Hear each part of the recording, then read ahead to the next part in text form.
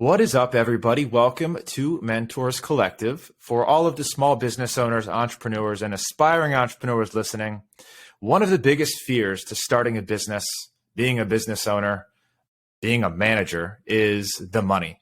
How are you profitable? How are you going to pay people? How are you going to pay your expenses? This is something that I kind of learned and developed over the years, and it is a skill set, and it takes time, and the mistakes will be made. So my goal for this episode for you to give back to you is to give you some of those skills, learn from some of those mistakes, and learn from some experts that are here to help you. So with that being said, I want to introduce two of my good friends, Will Boyd and Alex Enger. They're two doctors of physical therapy turned entrepreneurs now focused on improving the financial fitness of business owners through their CEO Finance Academy. And they're here to help us and help me have a conversation about some of those strategies and things that you can do to make life easier on yourself and eventually save a lot of money. So, Will, Alex, welcome to the show. I'm super pumped to have you guys here. Hey, thank you so much, Jay. Pleasure to be on here, man. Total honor being on here with someone who knows the side of being in healthcare and going off the deep end.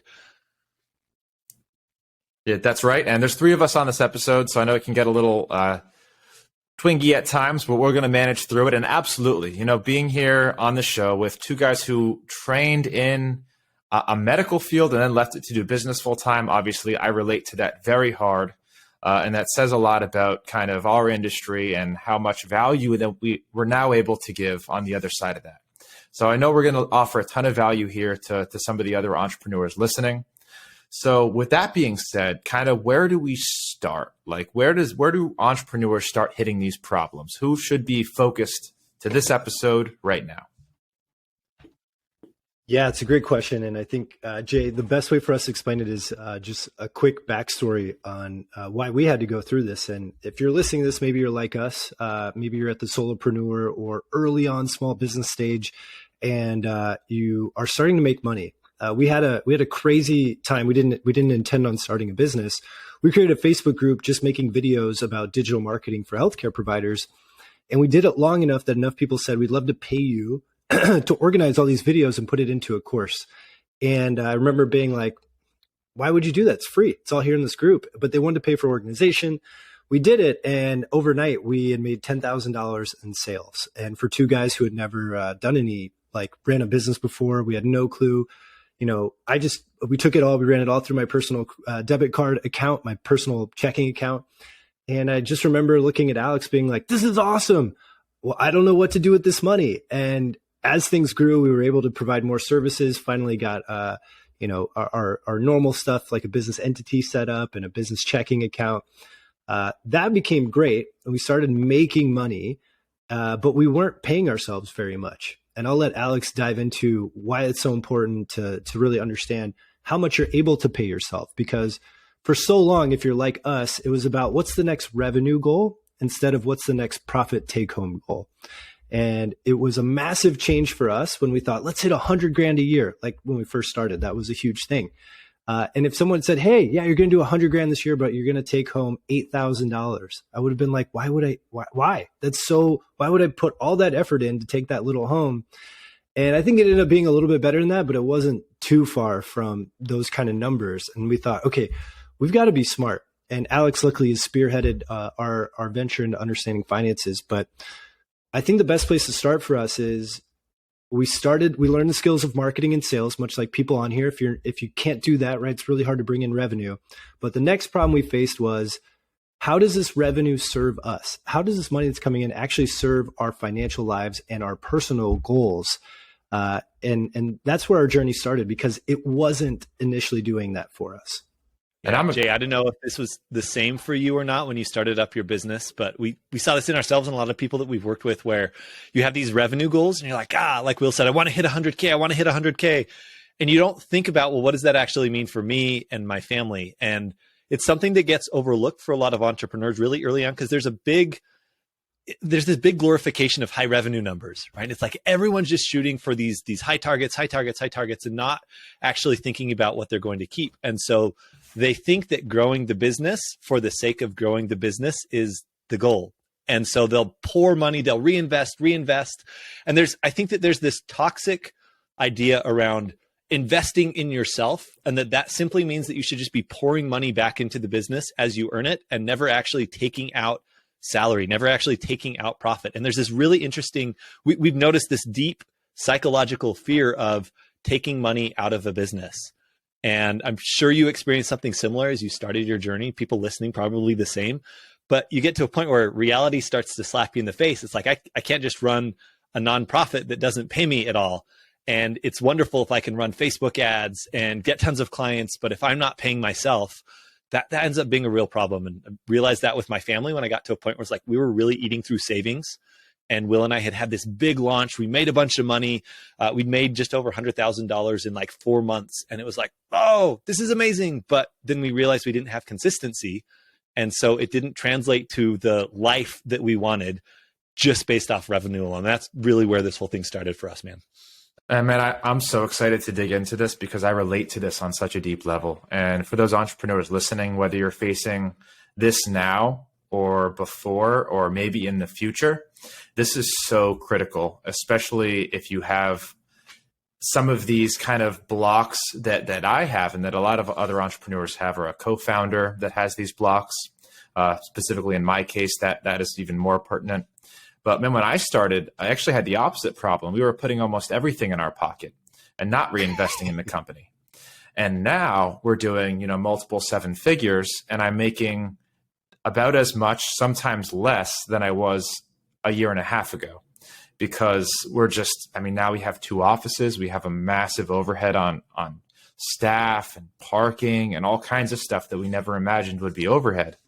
And just like you said, reinvesting in the company. Now we need a marketing director. Now we need an HR director. That's 6 figures. That's 6 figures. And you're right. We're stuck in kind of a cycle now of everything that it's revenue goals and it's reinvested, and our salaries haven't changed for over a year. So I guess there's two ways to have this conversation, right? We can start with someone who's not making very much and taking out just enough to live. And then you have my situation where we're doing a ton of money, but my salary's not changing. So let's have that conversation. Okay, so I think that there's 2 ways to look at this here, and you're totally right. There's the early business owner that says, hey, I'm not making a ton, but I want to be able to pay myself because I want to turn, whether it's a side hustle or an early solopreneur that's really wanting to make this their full-time thing, or truly make it meaningful to their long-term wealth growth, right? There's that conversation, and then there's the one that you just mentioned where I've got bags and bags of money sitting out here. There's money flying out the window, and I'm working. Maybe I'm not working as hard as I used to, but I'm probably not paying myself as much as I used to when the business was simpler. So let's take the first case for just a minute.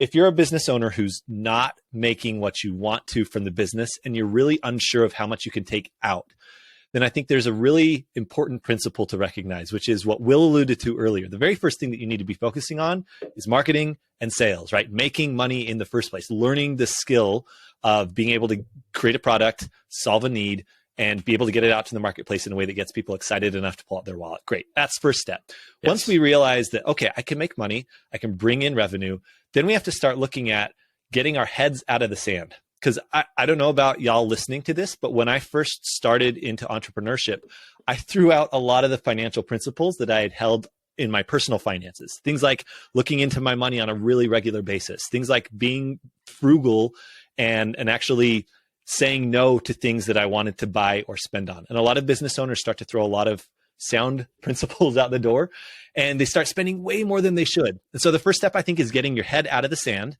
looking up and saying what's actually going out of the business relative to what's coming in. And most business owners have no clue. They don't hold themselves accountable to it. And they take the attitude of, well, I'm just going to keep my head down, keep grinding, and try to make more money, and that solves the problem. And really, when we look at that, I ask people this question all the time. Hey, if you were to double the revenue that you were making right now, do you think that your habits would change enough to double what you're taking home? And they say, no, actually, there's no way it would.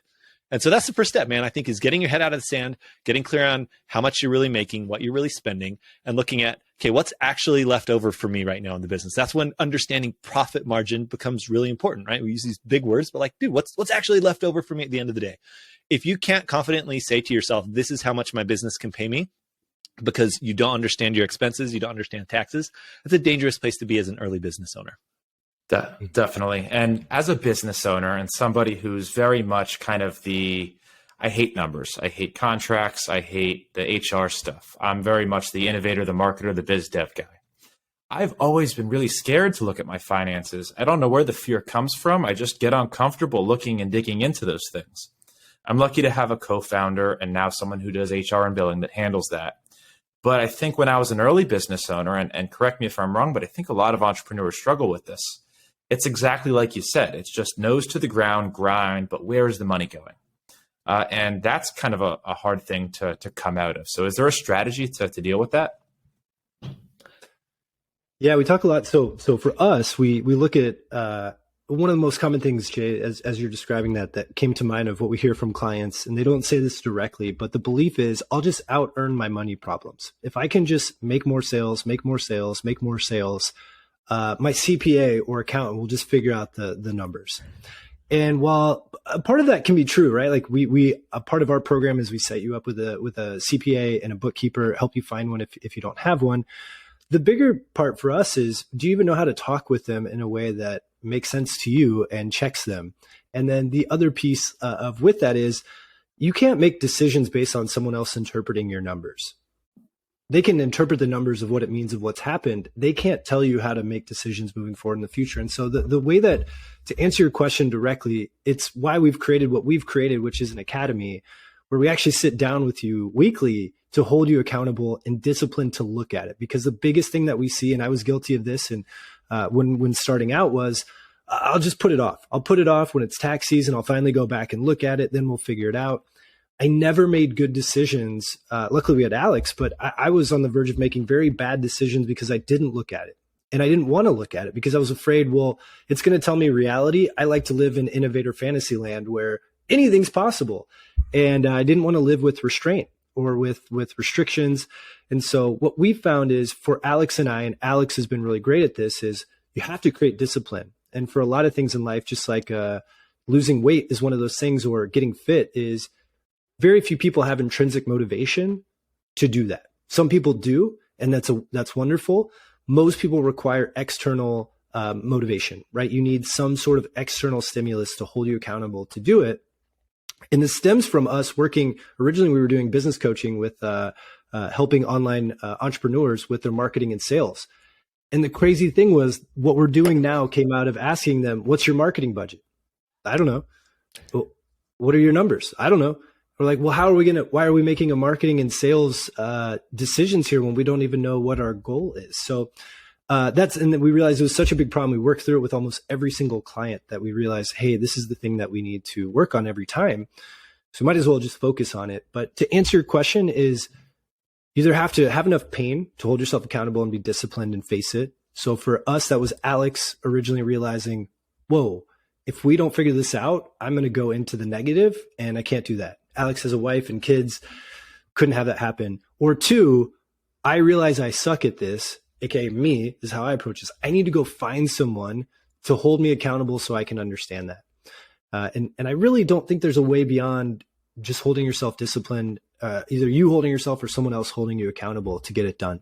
Yeah, and I think here, this is really important, Jay, and it's such a great question to really ask.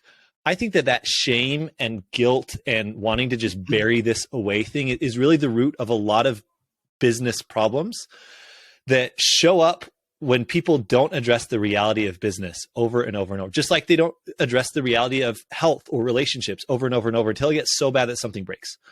And, we, all three of us on this podcast, come from a healthcare background. And it's a lot like, for me, I've always been a really skinny guy.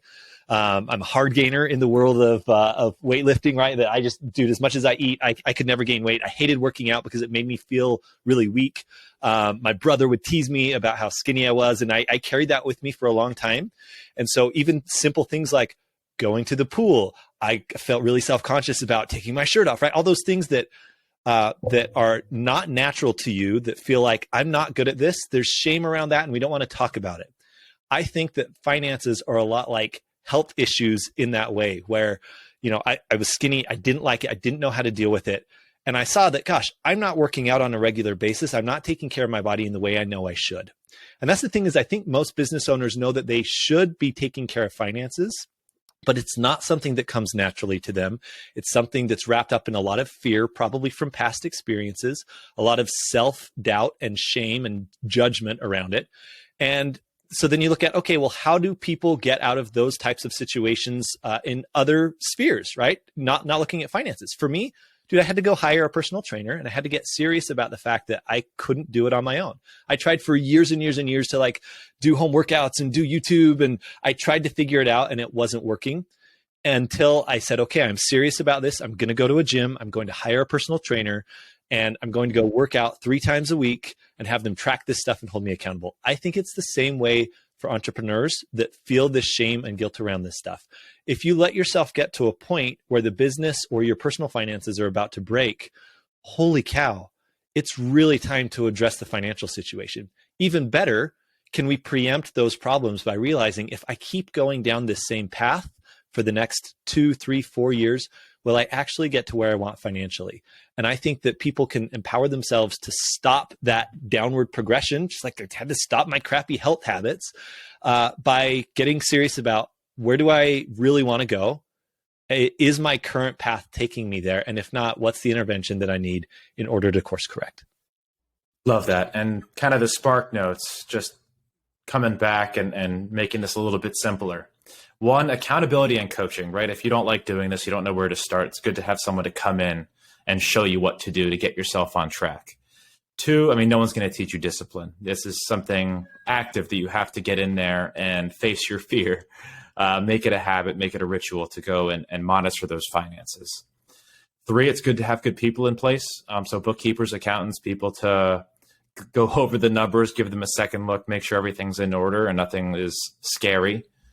We have someone to kind of wave the red flag if they see anything out of order. It's very helpful.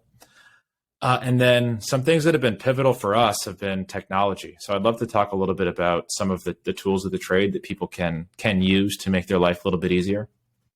Yeah. So here's my thought on technology. Technology works only if it makes my life simpler, right?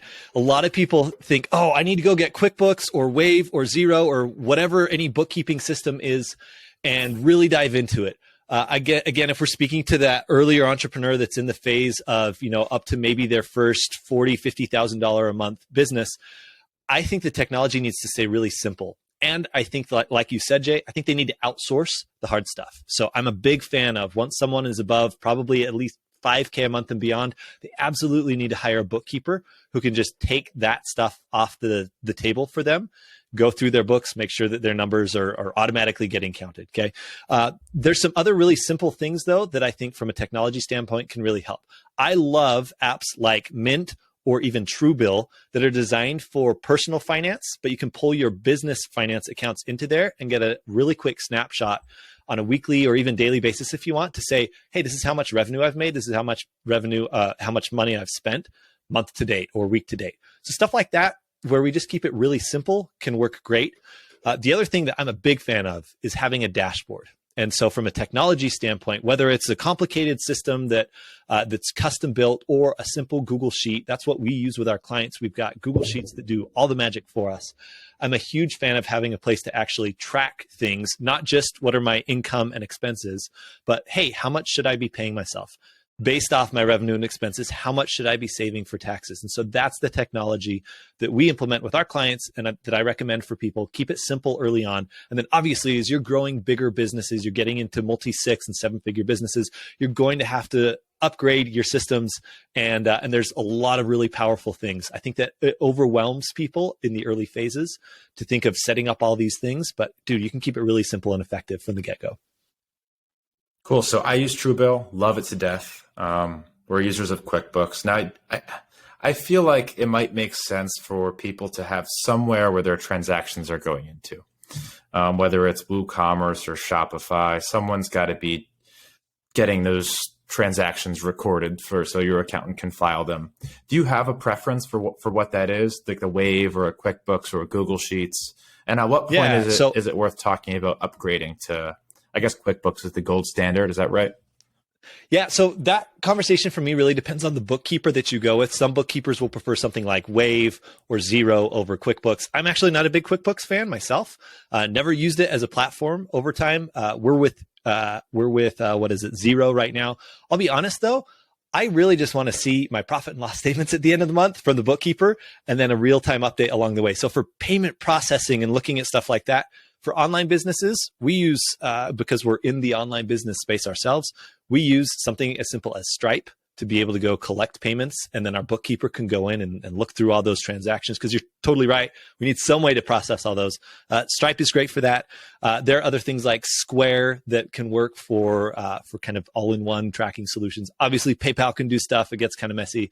PayPal's a mess, dude. I don't know if you've dealt with a lot of PayPal stuff. They hold on to money pretty frequently. It's a lot harder to process recurring transactions through there. So there's some good ones and some bad ones out there. Again, I think if the technology is significantly getting in the way of you actually taking money and counting it, then maybe it's not worth the time spent. I do see a lot of people thinking, oh, I'm going to go learn QuickBooks and figure out how it all works. Dude, I have no clue how QuickBooks work. We're the money guys. I have no clue how it works. I never go in and do transactions. I'm not doing any of that. I'm simply getting the report from my money guys, AKA my bookkeeper, to be able to go make CEO level decisions. And then on the payroll processing side, I do love Gusto or Gusto, however you want to say it, to make sure that you're, if you have an S Corp or you've got employees that you're paying, to make sure that you're paying the right taxes and it all happens automatically. I just like to pay smart people to set that up for me. And then I don't have to ever look at it. I don't have to go look at it unless I'm changing my salary or going to get a W-2 report. It's funny. Entrepreneurs get so overwhelmed with data, collecting data, storing it. But if you don't have actionable ways to look at it and use it, it's worthless. You're never going to go back and check on these things. So like you said, having a bookkeeper to actually say, okay, I'm going to take the data, I'm going to put it into a context, a form that you can understand in terms of a P&L sheet, makes your job a whole lot easier. Yeah, have you guys heard I think of... that there are really three key, just real quick. Go ahead. I think there are three key team members that every entrepreneur needs on their team. Number one is a bookkeeper from a financial aspect, right? A bookkeeper to go count the numbers for you. An accountant to help you recognize the tax implications of the money you're making.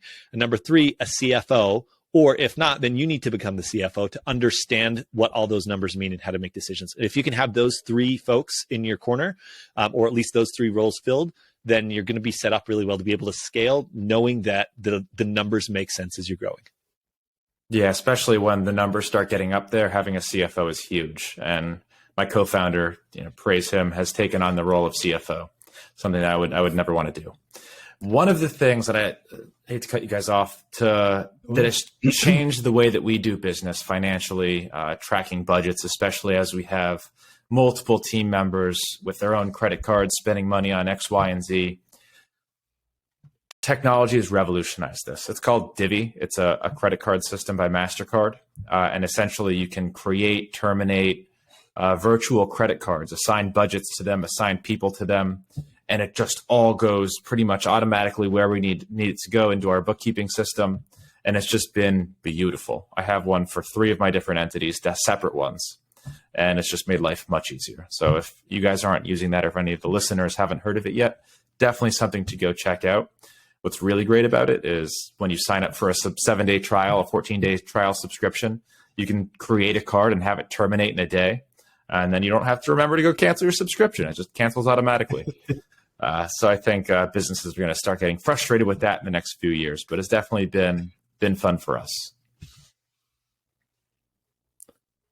Cool. So any kind of final notes, remarks for entrepreneurs, small business owners as they go into the phase of, oh my God, I'm really making some money. Where is it all going? What are the things that they should keep in mind? And what are some good resources that they can go to, look toward to learn more about this?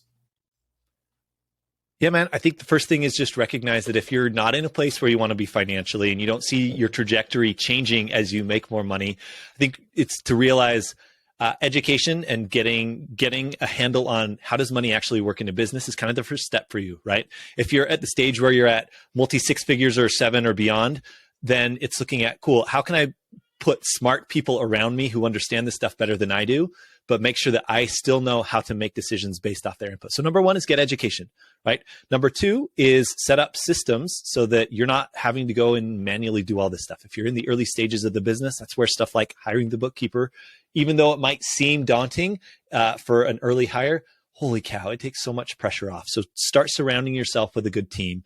And number three, I think you really need to start understanding taxes and looking at how do I strategize with that, especially as the business grows. Those sorts of decisions can end up saving you literally tens of thousands of dollars as a business owner. I'm sure you've experienced that as you've grown the business.